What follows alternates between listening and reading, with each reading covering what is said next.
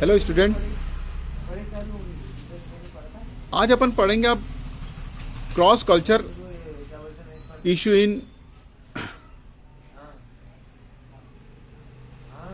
है ना organisation behaviour. Cross culture क्या है? सबसे पहले तो अपन ये देखें क्रॉस कल्चर क्या है। क्रॉस कल्चर का मतलब होता है कि आज पूरा जो बिजनेस है, पूरा बिजनेस ग्लोबलाइजेशन हो गया है। और ग्लोबलाइजेशन होने के कारण अलग अलग कंट्रीज में हमारे डिस्ट्रीब्यूटर्स होते हैं। हमें अलग अलग अपने प्रोडक्ट को अलग अलग कंट्रीज में डिस्ट्रीब्यूट करना पड़ता है।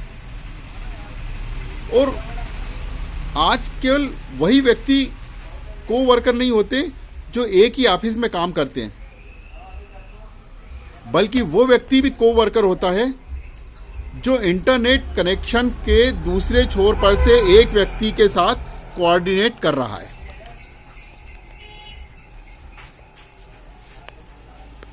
इंटरनेशनलाइजेशन और ग्लोबलाइजेशन ने आज के संगठनों के सामने कई अवसर और कई चुनौतियां सामने खड़ी कर दी हैं। पहले जो ग्लोबलाइजेशन ने ज़्यादा मल्टीकल्चरल वर्कफोर्स को खड़ा कर दिया है। ऑर्गेनाइजेशन सेटिंग में व्यवहार हर कल्चर में विभिन्न होता है। विभिन्न देशों का, ये तो आपको पता ही है कि अलग अलग कंट्री का जो कल्चर होता है वो अलग अलग होता है। एटमॉस्फेयर अलग अलग होता है, कल्चर अलग अलग होता है। हर कंट्री का अलग अलग कल्चर होता है, उनके रूल्स और रेगुलेशन अलग अलग होते हैं। अब पूरे वर्ल्ड में जब हमें अपना बिजनेस करना है, आज पूरा ग्लोबलाइजेशन हो गया है, इंटरनेशनलाइजेशन हो गया है।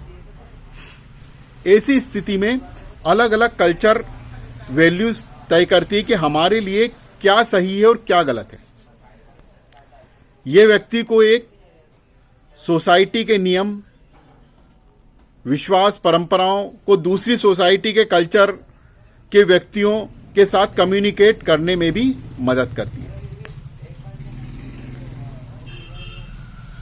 इसलिए इसको बोला जाता है क्रॉस कल्चरल इश्यू। ये ऑर्गेनाइजेशन बिहेवियर में क्रॉस कल्चरल इश्यू यही है कि एक कल्चर से दूसरे कल्चर को समझना और वहां पर अपना बिजनेस करना। पूरे विश्व में, पूरे वर्ल्ड में अलग अलग मान्यताएं, अलग अलग सोच है। Cultural difference across the global have a direct impact।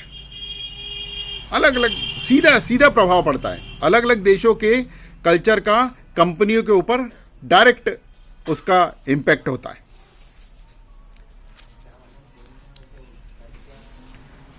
समाज में किस प्रकार का व्यवसाय ऑर्गेनाइज और कंडक्ट होता है, ये भी वहाँ के कल्चरल प्राइस के ऊपर ही डिपेंड करता है। राष्ट्र की कोई भी जो देश होता है, उसकी सामाजिक, उसके कानूनी, राजनीतिक, इकोनॉमिक, इन सारी परिस्थितियों को देखने के ये सारी चीज़ें हमारे बिजनेस को प्रभावित करती हैं। उन लोगों को अपनाना जो अलग हैं।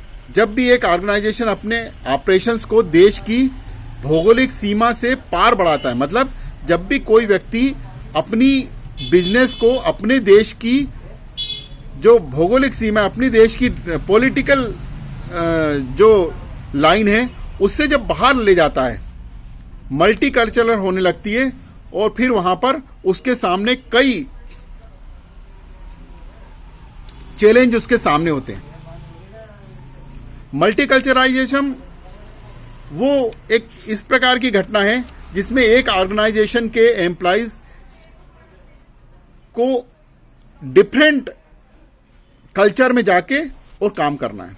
वहां के रूल्स अलग है, वहां के रेगुलेशन अलग है, वहां का लॉ अलग है, वहां के लोगों की सोच अलग है। उन सबको मैनेज करना, ये होता है हमारा क्राइस्ट कल्चर।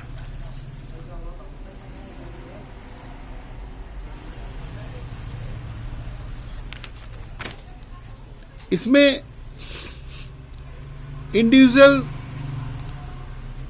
वर्सेस कलेक्टिविज्म होता है। इंडिविजुअलिज्म आलिज्म उस प्रकार की सोसाइटी को संबंधित होता है जहां व्यक्ति स्वयं को सोसाइटी के साथ अधिक नहीं जोड़ता।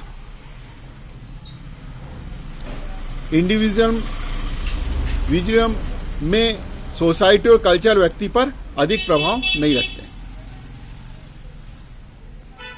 इसकी पहचान इससे होती है कि इसमें लोग केवल स्वयं और अपने परिवार के बारे में सोचता है। लोग केवल स्वयं के मतलबों को ध्यान में रखते हैं। वे मानते हैं कि व्यक्ति को स्वयं अपने निर्णय लेने चाहिए।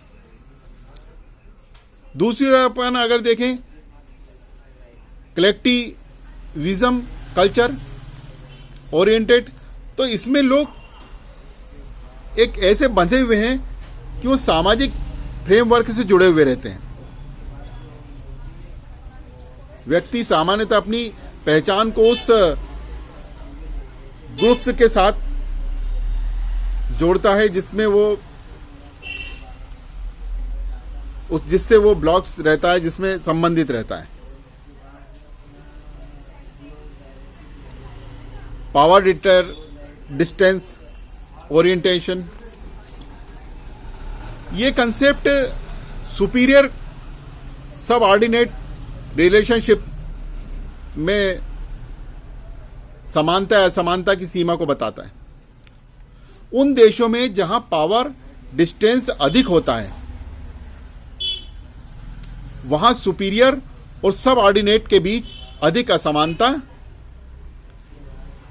इनक्वालिटी होती है। व्यक्ति अपनी अथॉरिटी को बाईपास नहीं करते और ये सुनिश्चित करने का प्रयास करते हैं कि अथॉरिटी को साफ या स्पष्ट समझा जाए। इस तरह के जो देश हैं वो उनका एग्जाम्पल ले लें तो अपन जैसे इंडिया है, मैक्सिको है, वेनेजुएला है। और दूसरी ओर जिन देशों में कम पावर डिस्टेंस होता है जैसे इजराइल है, डेनमार्क है, ऑस्ट्रेलिया है, ऑस्ट्रेलिया में जो लोग मानते हैं समाज में असमानता को कम करना चाहिए। मैनेजर से एम्प्लॉय को एक दूसरे को समानता से देखना चाहिए। मतलब यहां पर जो मैनेजर्स और एम्प्लॉयज होते हैं वो अपने एक दूसरे के समान रहते हैं, ज़्यादा डिफरेंस नहीं रहता। तो जो मैंने पावर डिस्टेंस की जो बात करी, दो तरह का, कि एक तो जहाँ पर जैसे इंडिया में किसी को मैनेजर है तो वो अपने आप को बहुत सुपीरियर समझता है और जो वर्कर है वो एकदम उसको कमज़ोर समझता है अपने आप को, और दोनों में बहुत डिफरेंस होता है। और दूसरी तरफ जिन देशों के अंदर पावर डिस्टेंस कम होता है वहां पर समानता का भाव होता है। सबको वर्कर ही समझा जाता है, चाहे वो कोई कुछ काम कर रहा है, सबको अलग अलग काम है। लेकिन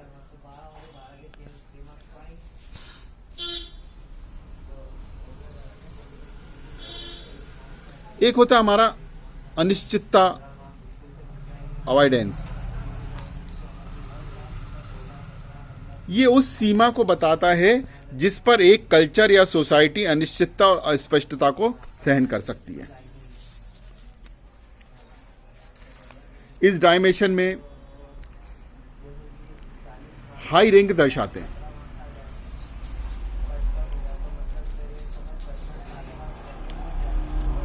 यहां पर ये देश जो अनिश्चितता और संदिग्धता को सहन करने की क्षमता कम है जहाँ पे अनिश्चितता और संदिग्धता को सहन करने की क्षमता कम होती है, एवं ठीक इसके विपरीत ऐसे देश जहाँ जैसे जापान है, मेक्सिको के पास अनिश्चितता को सहन करने की क्षमता कम है, ऐसे देश में लोग सुरक्षा के लिए कंसर्न होते हैं।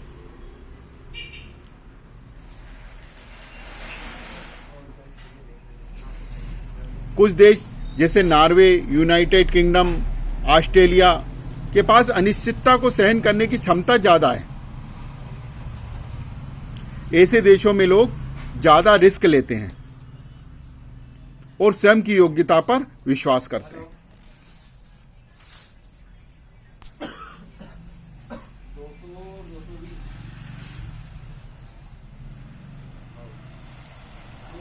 ये एक आता है हमारा मास्कुलिनिटी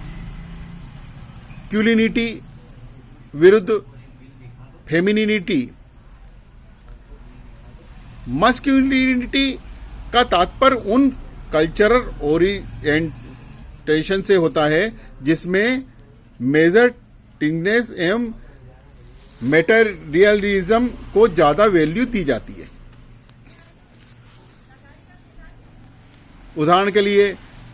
उदाहरण जैसे यूके, ऑस्ट्रेलिया, जर्मनी, इटली, ये इनसे संबंधित देश है। यहाँ का जो कल्चर है वो ओरिएंटेशन से जो ज्यादा वैल्यू लोगों के प्रति कंसर्न, उनमें संबंधित ओवरऑल जीवन को, क्वालिटी को देते हैं। ये अपने लाइफ में क्वालिटी को ज्यादा महत्व देते हैं। और 5वें नंबर पे जो हमारा आता है लास्ट, वो है हमारा लॉन्ग टर्म ओरिएंटेशन। इसका तात्पर्य पर्सनल थ्रिफ्ट, संरक्षण और नए विश्व को, ट्रेडिशन को अपनाने जैसे किसी भी कल्चर के मूल्य, फ्यूचर ओरिएंटेड या भूतकाल या वर्तमान काल, past, positive, future, long term और शॉर्ट टर्म के आधार पर ये होते हैं। ये देश है जैसे हांगकांग, चाइना, ये लॉन्ग टर्म ओरिएंटेड है, जबकि यूएस, एशिया, इंडोनेशिया ये शॉर्ट टर्म ओरिएंटेड है। तो ये जो मैंने आपको बताया कि पावर कहां पर कितना, कुछ देशों में सभी, मतलब पूरा हमारे जो बिजनेस का जो तरीका है पूरा आजकल ग्लोबलाइजेशन हो गया है। तो उसमें अलग अलग देशों में अलग अलग पावर के अनुसार व्यक्ति काम करते हैं और अलग अलग कल्चरों में हमको काम करना पड़ता है। Okay, thank you.